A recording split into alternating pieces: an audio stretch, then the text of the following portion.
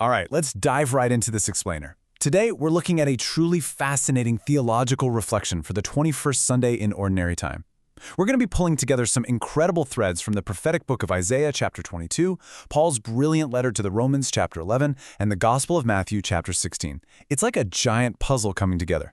We are exploring some seriously rich themes today. Specifically, Eliakim's keys of David, Peter's rock of faith, and the absolutely unsearchable wisdom of God.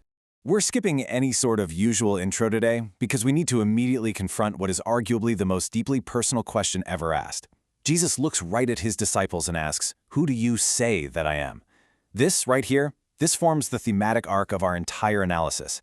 It's definitely not just some historical trivia question. It's the ultimate challenge, and it's placed squarely before every single one of us.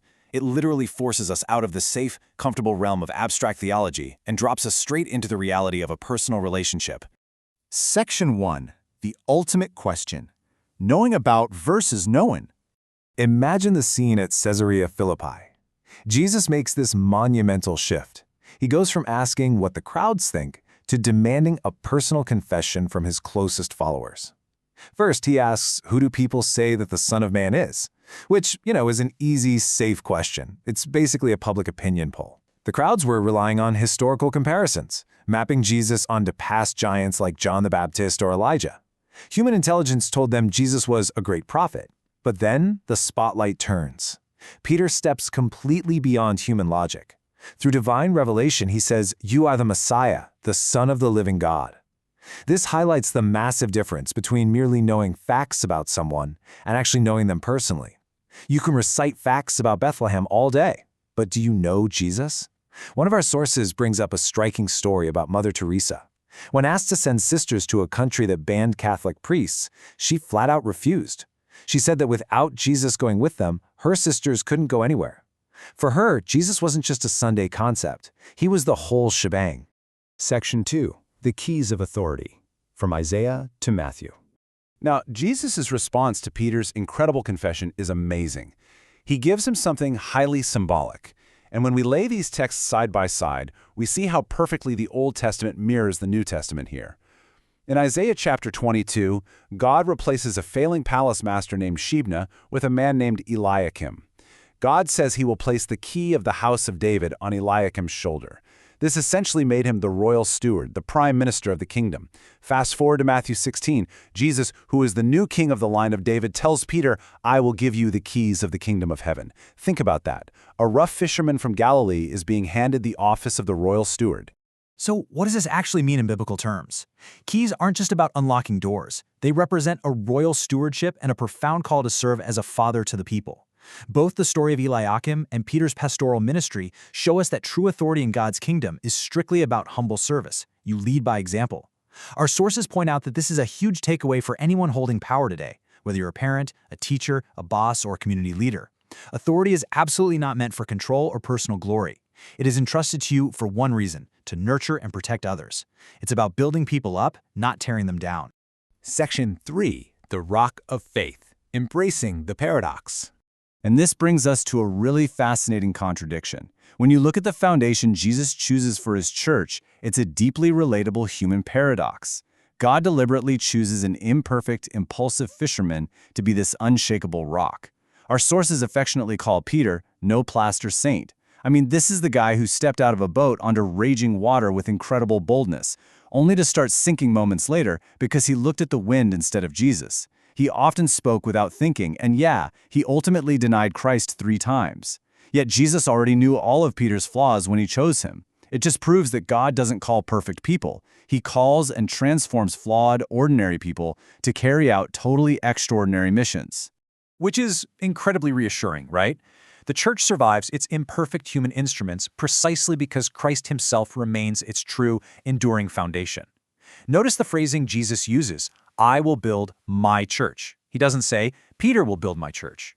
Now, our sources do neutrally note that different Christian traditions, like Catholics and Protestants, interpret the exact nature of Peter's continuing succession and authority a bit differently.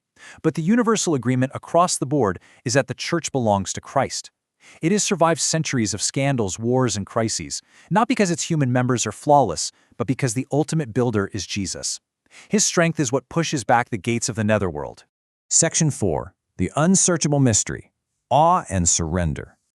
Shifting gears from human structures to the divine, we really need to slow down and just take in the awe-inspiring scale of God's plan.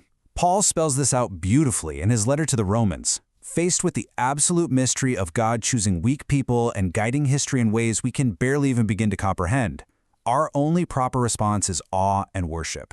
When you read the news or honestly just look at your own life, you probably wonder why God allows certain difficulties or why he worked through such broken systems. Paul's soaring hymn in Romans 11 is the answer.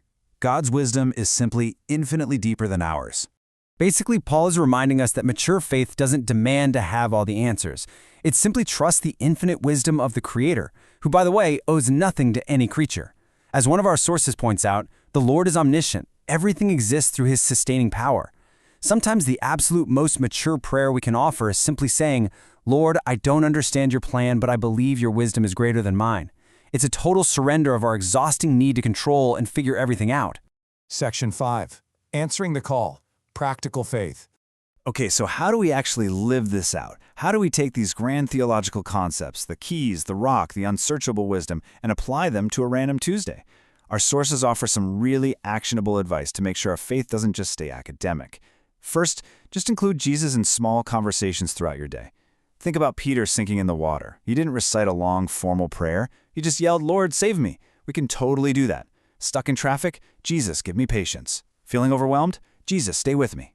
Second, give him 10 to 15 minutes of undivided attention every single day. Put the phone in another room. A real relationship requires listening just as much as talking, not just dropping off a daily wish list.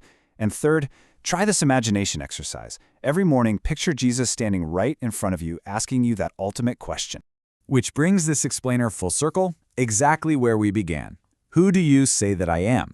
If Jesus is truly the center of your life, it literally changes how you treat your family, your coworkers, and yes, even your enemies. It means he's not just a Sunday obligation that you forget about by Monday morning. So, as we wrap things up today, I want to leave you with a provocative thought to chew on.